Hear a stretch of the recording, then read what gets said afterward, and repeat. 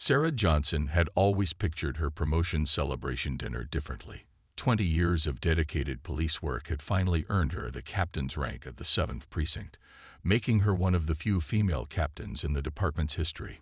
After a long shift filled with paperwork and congratulatory messages, she decided to stop at Morton's, an upscale department store, to buy herself something special. The early evening sun cast long shadows through the store's glass doors as Sarah, still in her pressed blue uniform, but without her badge visible beneath her jacket, browsed through the designer section. Her fingers traced over a silk scarf she'd been eyeing for weeks, a small reward for her years of sacrifice and determination. As she examined the price tag, a sharp voice cut through the quiet ambience of the store. "Hey you, don't move." The harsh command made several shoppers turn their heads. Sarah looked up to see Officer James Miller, a man she didn't recognize, storming toward her with his hand resting on his holster. Miller's face was twisted with unwarranted suspicion as he approached. "I've been watching you," he spat out, his badge gleaming under the store lights. "Acting suspicious, hiding something under your jacket. Take it out, slowly." Sarah remained calm, drawing from years of experience in tense situations. "Officer, there seems to be a misunderstanding. I'm actually—" But Miller cut her off before she could explain. "I don't want to hear your excuses," he sneered, positioning himself aggressively close. "I've dealt with your kind before. You think wearing a police costume makes this a clever trick." The absurdity of the situation might have been almost funny if it weren't so deeply troubling. Store customers began pulling out their phones, sensing the tension building. Lisa Chen, a regular store employee who often helped Sarah with her purchases, tried to intervene. "Officer, wait. She's actually a regular customer and—" "Stay back." Miller barked at Lisa, effectively silencing her. "This is a police matter now." Sarah took a deep breath, keeping her voice steady. "Officer Miller, if you'd just allow me to reach for my identification. Hands where I can see them." Miller's voice echoed through the now silent store. "You're under arrest for attempted shoplifting and impersonating a police officer." The situation was spiraling quickly. Sarah could feel the eyes of every shopper, every employee fixed on the scene unfolding before them. She'd handled countless challenging situations in her career, but nothing quite like being wrongfully accused by one of her own. What made it worse was Miller's obvious satisfaction, the slight smirk playing at the corners of his mouth as he reached for his handcuffs. The metal clinked ominously in the quiet store, and Sarah could hear the whispers and gasps from onlookers as they continued recording. Just then, Sarah's phone buzzed in her pocket, probably the precinct calling about the community meeting she was supposed to lead in an hour. The irony wasn't lost on her. Somewhere across town, her team was waiting for their new captain while she stood here, being wrongfully accused by an officer who should have been one of her subordinates.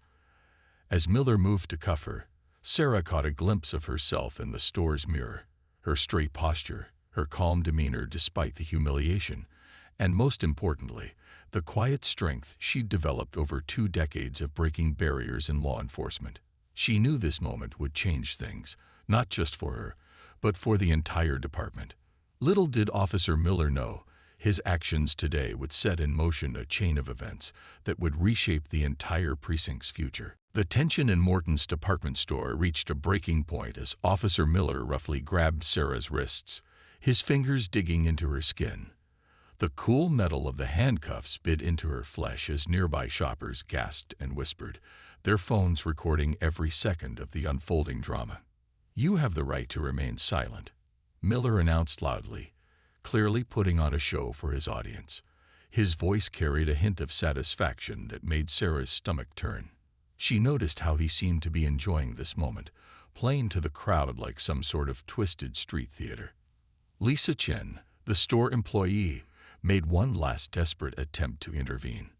"Officer, please, I can pull up her purchase history. She's Captain Sarah Joan." But Miller silenced her with a threatening glare that made the young woman step back, her hands trembling. As Miller began pushing Sarah toward the store's exit, a familiar voice cut through the chaos. What in God's name is going on here? Standing at the entrance was Detective Marcus Rodriguez, a veteran officer who had worked with Sarah for over a decade. His eyes widened in shock as he recognized his superior officer in handcuffs. Miller puffed up his chest, clearly irritated by the interruption. "I'm arresting this shoplifter who's impersonating an officer. Stay out of this, it's under control." Detective Rodriguez's face darkened with anger. "Under control? You idiot, that's Captain Sarah Johnson you're manhandling. She just got promoted to head of our precinct this morning." The color drained from Miller's face, but instead of immediately releasing Sarah, he doubled down. "She hasn't shown any ID. For all I know, you're both part of the same scam." By now, a small crowd had gathered outside the store. Some were filming, others were making calls, and a few were clearly phoning the police station. Sarah could hear snippets of their conversations. "You won't believe what's happening at Morton's, and there's an officer here who's completely lost it." Rodriguez pulled out his phone, quickly dialing a number. "Chief Martinez. Yeah, you need to get down to Morton's right now. One of your new transfers is making a complete mess of things." Miller's grip on Sarah's arm tightened nervously. Sweat began beading on his forehead as he realized the situation was rapidly spinning out of his control. The tough, authoritative facade he'd been putting on started to crack. Sarah finally spoke, her voice calm but carrying the weight of authority that had earned her the captain's position. "Officer Miller, I suggest you remove these cuffs immediately. Every second they stay on is another violation we'll need to address in your disciplinary hearing." The mention of a disciplinary hearing made Miller's hands shake slightly. More officers were arriving now, their patrol cars' lights reflecting off the store's windows. Each new arrival's face showed the same progression: confusion, recognition, and then anger as they realized what was happening. Chief Martinez's black SUV screeched to a halt in front of the store. The crowd parted as he stormed in, his face a thundercloud of barely contained rage. When he saw Sarah in handcuffs, he turned to Miller with a look that could have melted steel. "Officer Miller," the chief's voice was dangerously quiet, "remove those cuffs from my captain immediately." When Miller hesitated, the chief barked, "Now." As the cuffs finally came off, Sarah rubbed her wrists, noting the red marks Miller had left. She looked at him, seeing not just a racist cop, but a symptom of a larger problem in the force. His transfer papers, his previous record, the way he'd slipped through the system, it all needed to be investigated. The day's events had given her an unexpected first mission as captain. As she watched Miller being escorted out by internal affairs officers who had just arrived, Sarah knew this incident would be the catalyst for some long-overdue changes in the department. News of the Morton's incident spread like wildfire through the city. Within hours, dozens of video clips from different angles flooded social media, each showing Officer Miller's aggressive behavior and Captain Johnson's dignified composure throughout the ordeal. The hashtag Morton's incident was trending, and local news vans were already parked outside the police headquarters. Inside the precinct's conference room, Sarah sat straight-backed in her chair, her wrists still bearing faint marks from the handcuffs. Across from her, internal affairs investigators reviewed the footage on their laptops, their faces growing grimmer with each new video they watched. "This is unbelievable," muttered Lieutenant Garcia from Internal Affairs, pausing a video where Miller could be clearly heard dismissing the store employee's attempts to verify Sarah's identity. "The level of misconduct here, it's beyond a simple misunderstanding."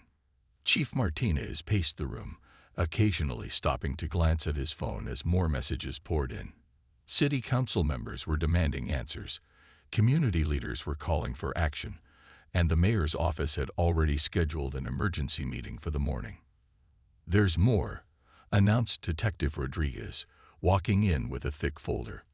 "I pulled Miller's complete service record from his previous precinct.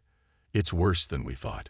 He spread the documents across the table, revealing a disturbing pattern of complaints, all mysteriously marked as resolved or insufficient evidence. Sarah leaned forward, her trained eye catching details others might miss. Look at these dates. She pointed to several entries. Every time a complaint gained traction, he'd request a transfer. The paperwork would get lost in the shuffle, and he'd start fresh at a new precinct. The room fell silent as the implications sank in. This wasn't just about one bad officer. It was about a system that had allowed him to escape accountability repeatedly. Outside the conference room windows, they could see reporters gathering, their cameras aimed at the building. The story had struck a nerve, particularly because Sarah wasn't just any police captain. She was known for her community outreach programs and had earned respect from both officers and civilians during her 2 decades of service. "Captain," Chief Martinez turned to Sarah, his voice heavy with concern. "How do you want to handle this?" Before she could answer, her phone buzzed with a notification. Someone had uncovered more videos of Miller from his previous postings, clips showing similar incidents of harassment and bias, but with victims who hadn't had Sarah's rank or resources to fight back. Sarah stood up, her decision made. "We're going to do this right," she declared, her voice firm. "No closed-door meetings, no quiet transfers, no swept-under-the-rug resolutions. Everything gets investigated. Not just Miller, but every supervisor who signed off on his transfers, every complaint that mysteriously disappeared." The room stirred uncomfortably. What she was proposing would ruffle a lot of feathers, possibly even expose other officers who had used the same transfer tactics to avoid accountability. "The community deserves transparency," Sarah continued, moving to the window. Below, she could see protesters beginning to gather, their signs demanding justice and reform. "I didn't spend 20 years building trust with our community to see it destroyed by officers who abused their power." Lieutenant Garcia nodded slowly. "This could be a watershed moment," he admitted, "but the backlash will be significant." Sarah finished for him. "But that's exactly why we need to do this. What happened at Morton's wasn't just about me. It was about every person who's ever faced discrimination and didn't have a squad of witnesses with cameras or a badge to protect them." As if to punctuate her words, another news van pulled up outside. The story was growing, and Sarah knew the next few days would be crucial. She had a unique opportunity, not just to address one incident of misconduct, but to expose and reform the systemic issues that had allowed it to happen in the first place. Looking at the determined faces around her, Sarah knew she wasn't alone in this fight. The question wasn't whether they would act, but how many more Officer Millers were out there, and how many lives they had impacted before finally being caught. The investigation into Officer Miller's past revealed a disturbing trail that shocked even the most seasoned officers. 3 days after the Morton's incident, Sarah sat in her office, reviewing yet another stack of complaints that had surfaced from Miller's previous assignments. Each page told a similar story: harassment, discrimination, and abuse of power, all carefully hidden behind bureaucratic paperwork and convenient transfers. "Captain, you need to see this." Detective Rodriguez rushed in, holding a USB drive. "We found security footage from his time at the 23rd Precinct. It's bad." He plugged the drive into Sarah's computer, and together they watched grainy footage of Miller harassing minority shopkeepers, conducting unnecessary stops, and intimidating witnesses who tried to file complaints. Sarah's phone hadn't stopped buzzing since the story broke. National news networks were now picking up the story, featuring interviews with Miller's previous victims who had finally found the courage to come forward. Each new testimony painted a picture of a man who had systematically abused his power, protected by a system that valued silence over justice. "We've identified at least 15 cases where Miller's misconduct was reported," Lieutenant Garcia announced, walking in with a thick manila folder. "But here's the interesting part. Every time a serious investigation was about to start, someone higher up would intervene. Look at these signatures." Sarah spread the documents across her desk, connecting names and dates. A pattern emerged: a network of senior officers who had helped Miller escape accountability, either through active intervention or deliberate negligence. "Some of these officers are still in positions of power," Sarah noted, recognizing several names. No wonder he felt untouchable. A knock at the door interrupted their discussion. It was Lisa Chen, the Morton's employee who had tried to intervene during Sarah's arrest. "Captain Johnson, I hope I'm not interrupting, but there's something you should know." Lisa shared how she had witnessed Miller harassing other customers before, but her complaints to the local precinct had been ignored. "I tried reporting it twice," she explained, her hands fidgeting with her purse strap. "Each time, they said without video evidence, it was just my word against an officer's." As if on cue, Sarah's computer pinged with a new email. Another precinct had uncovered internal messages showing how Miller and his supporters had orchestrated his transfers whenever complaints started piling up. They had used a coded system to communicate, marking certain officers as reliable, a euphemism for those willing to look the other way. "This goes deeper than just Miller," Detective Rodriguez said, shaking his head. "He's just the tip of the iceberg." Sarah stood up and walked to her office window. Outside, a small group of protesters had maintained their vigil, their signs now calling not just for Miller's termination, but for complete departmental reform. She noticed something different today. Several off-duty officers had joined the protesters, showing solidarity with the call for change. "Get me everything you can on these officers," Sarah instructed, pointing to the names in the documents. "Every case they've handled, every transfer they've approved, every complaint they've dismissed. We're not just removing one bad apple, we're exposing the whole rot." The gravity of what they were undertaking hung heavy in the room. This investigation wasn't just about one incident at a department store anymore. It was about breaking down decades of institutional protection for corrupt officers. "They'll fight back," Lieutenant Garcia warned. "These people have connections, influence." Sarah picked up the photograph on her desk, a picture of her graduation from the police academy 20 years ago, young and idealistic. "Let them," she replied, her voice steady, "because this time we have something they don't." "What's that?" Lisa asked. "The truth," Sarah said, "and thousands of witnesses with cameras who aren't afraid to use them." She turned to face her team, her expression determined. "Miller thought he could humiliate me that day at Morton's. Instead, he gave us the key to exposing everything they've tried to hide. And we're going to use it." The next week unfolded like a tidal wave of revelations. The police department's main conference room had been transformed into a command center, its walls covered with photos, timelines, and connection charts. Sarah stood in the middle of it all, directing what had become the largest internal investigation in the department's history. "We've got another one," announced Detective Rodriguez, bursting through the door. Officer Miller's partner from his second precinct just came forward. "Says he has recordings, conversations about how they targeted specific neighborhoods, how they covered for each other."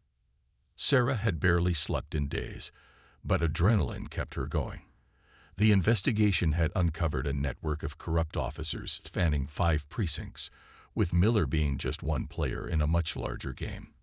Each new piece of evidence revealed more names, more incidents, more victims who had been silenced. Meanwhile, outside pressure was mounting. Civil rights organizations had organized massive peaceful protests, and social media was ablaze with hundreds of new stories from people sharing their own experiences of police misconduct. The hashtag police accountability had gone viral, with Sarah's story becoming a rallying cry for reform. "Captain," called out Lieutenant Garcia, holding his phone, "you need to see this." He pulled up a live news broadcast showing Officer Miller's former supervisor, Captain Richards, being led out of his precinct in handcuffs. The investigation had revealed that Richards had been the mastermind behind the transfer system, accepting bribes to help problem officers escape accountability. But the real bombshell dropped when Sarah's team discovered a hidden email server. They called it the Clean Slate Protocol. Explained the department's IT specialist, scrolling through encrypted messages. Whenever an officer got too many complaints, Richards would wipe their record clean and transfer them to a different precinct. They even had a price list. The revelation sent shockwaves through the law enforcement community. Officers who had stayed silent for years began coming forward, some out of guilt, others hoping to save themselves. Each new testimony added another piece to the puzzle, revealing a corruption network that had operated unchecked for over a decade. Lisa Chen, the Morton's employee, had become a regular visitor to the precinct, helping identify other victims and encouraging them to share their stories. "It's like a dam breaking," she observed, watching another group of citizens arrive to file formal complaints. "People finally feel like someone's listening." Sarah's phone rang. It was the police commissioner himself. "Johnson." His voice was grave. "The FBI just contacted us. They want to take over the investigation. This thing's gone federal." Looking around the room at her dedicated team, Sarah made a quick decision. "Sir, with all due respect, we started this. We should finish it. The community trusts us now. We can't hand this off to outsiders." There was a long pause before the commissioner responded. "You have 48 hours to bring me everything you've got. Make it count." As if the universe was listening, at that exact moment, Detective Rodriguez discovered something crucial. "Captain," he called out, his voice excited. "Remember those missing complaint files? They weren't destroyed. They were archived on an old server. We got everything. Dates, names, video evidence.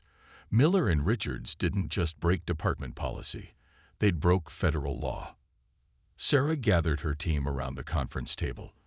The evidence wall behind them told a story of systemic corruption, but also of hope. Hope that the truth could finally bring change. "This goes way beyond what happened to me at Morton's," she said, looking at each face in turn. "This is our chance to clean house, to rebuild trust with our community, to show that good cops won't stay silent when they see wrong." As if to underscore her words, another group of officers walked in, each carrying boxes of evidence from their own precincts. The wall of silence was crumbling, and with it, the old system that had protected corrupt officers for so long. The truth was finally coming to light, and there would be no more transfers, no more cover-ups, no more looking the other way. The real work of reform was just beginning. The day of the public hearing arrived with the intensity of a thunderstorm. The City Hall's main chamber was packed, with news cameras lining the walls and every seat filled. Sarah sat at the witness table, facing the Police Oversight Committee, her testimony about to blow the lid off decades of corruption. "Captain Johnson," began the committee chair, "please tell us what you discovered following your incident at Morton's department store." Taking a deep breath, Sarah began presenting the evidence they'd gathered. On the large screen behind her, images and documents appeared. The secret email server, the transfer records, the hidden complaints. The audience gasped as video after video showed Officer Miller and his associates abusing their power. "What we uncovered wasn't just a few bad officers," Sarah explained, her voice steady. "It was an organized system designed to protect those who abused their authority. Officers like Miller weren't just transferred. They were promoted, protected, and empowered to continue their misconduct." In the back of the room sat Lisa Chen, now joined by dozens of other victims who had come forward. Their presence gave Sarah strength as she detailed the extensive network of corruption. Former Captain Richards, watching from custody, seemed to shrink in his chair as his elaborate scheme was exposed. "The clean slate protocol wasn't just about transfers," Sarah continued, revealing financial records on the screen. "Money changed hands. Officers paid to have complaints buried. Supervisors took bribes to falsify records, all while innocent citizens suffered. The evidence was damning. Bank records showed mysterious deposits into Richards' offshore accounts. Internal emails revealed code words used to identify problem officers who needed protection. Text messages exposed how they coordinated to intimidate witnesses and suppress complaints." Detective Rodriguez stepped forward with the latest breakthrough. "Just this morning, we discovered that Officer Miller had been involved in similar incidents in 3 other states before joining our department. The corruption network extended far beyond our jurisdiction." The room erupted in murmurs as Sarah played a recording they'd recovered, Miller bragging about how he could get away with anything thanks to his connections. His arrogant voice filled the chamber, a stark contrast to his current situation, sitting in custody and facing multiple federal charges. But this hearing isn't just about exposing corruption, Sarah declared, standing up. It's about fixing a broken system. She unveiled a comprehensive reform proposal that her team had developed. We need independent oversight, body camera requirements, and a transparent complaint process that can't be manipulated. The reforms were radical but necessary. They included a public database of officer complaints, mandatory psychological evaluations, community oversight boards, end to the practice of quiet transfers, direct consequences for supervisors who buried misconduct. As Sarah outlined each point, she could see both resistance and support in the faces before her. Some senior officers shifted uncomfortably in their seats, while others nodded in agreement. Suddenly, the chamber doors burst open. A group of officers from various precincts walked in, led by veterans who had stayed silent for years. "We want to testify," their spokesman announced. "We've seen enough. It's time to clean house." This unexpected show of support changed the entire atmosphere. The Oversight Committee members leaned forward, realizing this wasn't just one captain's crusade. It was a movement from within the department itself. Sarah looked at Officer Miller, now stripped of his badge, and facing years in prison. His attempt to humiliate her had backfired spectacularly, becoming the catalyst for the very changes he had fought to prevent. As the hearing continued into the evening, more officers came forward, each adding their voice to the call for reform. The wall of silence that had protected corrupt officers for so long was finally crumbling, and in its place, a new foundation of accountability and transparency was being built. The city would never be the same, and neither would its police department. Sarah's humiliation at Morton's had become the spark that lit a fire of reform, and now that fire was spreading, precinct by precinct, city by city, unstoppable and necessary. 6 months after the Morton's incident, Sarah Johnson stood at a podium outside the newly established Police Accountability Center. The building, once a symbol of the old guard's power, had been transformed into a beacon of hope and reform. Sunlight glinted off the fresh lettering above the entrance. Community first. Serve and protect with honor. "A year ago, I couldn't have imagined standing here," Sarah began, addressing the crowd of citizens, officers, and media. What started as one officer's act of discrimination revealed a system that needed complete transformation. Today, I'm proud to say we've made real change. Behind her sat Officer Miller and former Captain Richards, both in orange jumpsuits, awaiting sentencing for their crimes. The federal investigation had led to 37 arrests, dozens of resignations, and a complete overhaul of police practices in 3 states. Lisa Chen, now heading the Civilian Oversight Committee, stepped forward to share the statistics. In just 6 months, civilian complaints have dropped by 60%. Officer satisfaction is up, community trust is rebuilding, and for the first time, we're seeing real accountability. The new system Sarah had implemented was already showing results. Body cameras were mandatory, with footage automatically uploaded to a public database. Transfer requests underwent rigorous review by a board that included community members. Most importantly, a whistleblower protection program encouraged officers to report misconduct without fear of retaliation. "Remember this face," Sarah said, holding up her old captain's photo from the day of her arrest. This was a woman who some thought they could humiliate and silence. Instead, they awakened a movement. The crowd cheered as Sarah announced the latest initiative, a partnership with police departments nationwide to implement similar reforms. Cities across the country were adopting what had become known as the Johnson Protocol, a comprehensive approach to police accountability and community relations. Detective Rodriguez, recently promoted for his role in exposing the corruption, shared some surprising news. Officers who initially resisted these changes are now our biggest supporters. They're finding that working in a transparent, accountable system makes their jobs easier and more rewarding. Sarah invited several reformed officers to the podium. These were men and women who had once been part of the problem, but had chosen to be part of the solution. Their testimonies moved the crowd, showing that change was possible even in the most entrenched systems. But our work isn't done, Sarah continued. Today, we're launching a nationwide training program. We're showing that good policing doesn't need to hide in the shadows. Real strength comes from accountability, not authority. The ceremony reached its peak as Sarah unveiled a wall of photographs, faces of citizens who had suffered under the old system but had found justice through the reforms. Among them was a picture of the Morton's store, now a symbol of transformation rather than discrimination. As the event concluded, Miller was led past Sarah. Their eyes met briefly, and in that moment, she saw something she hadn't expected: understanding. Her humiliation had become his education, and through him, a lesson for police departments everywhere. The greatest karma, Sarah told the crowd in closing, isn't revenge. It's turning darkness into light, fear into hope, and injustice into positive change. What happened at Morton's that day didn't break me. It gave me, and all of us, an opportunity to fix a broken system. The applause was deafening as Sarah cut the ribbon to officially open the Accountability Center. Cameras flashed, capturing the moment for tomorrow's headlines. But the real story wasn't in the ceremony or the speeches. It was in the faces of the young officers watching from the crowd, learning that true police work meant serving all citizens equally and with dignity.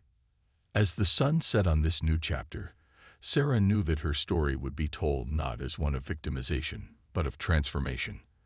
The racist cop who tried to humiliate her had inadvertently sparked a revolution in policing, proving that sometimes the greatest victories come from the darkest moments. The Morton's incident was over, but its legacy was just beginning. And somewhere in that legacy was a powerful message. Justice, when pursued with determination and integrity, could transform even the deepest wounds into catalysts for positive change.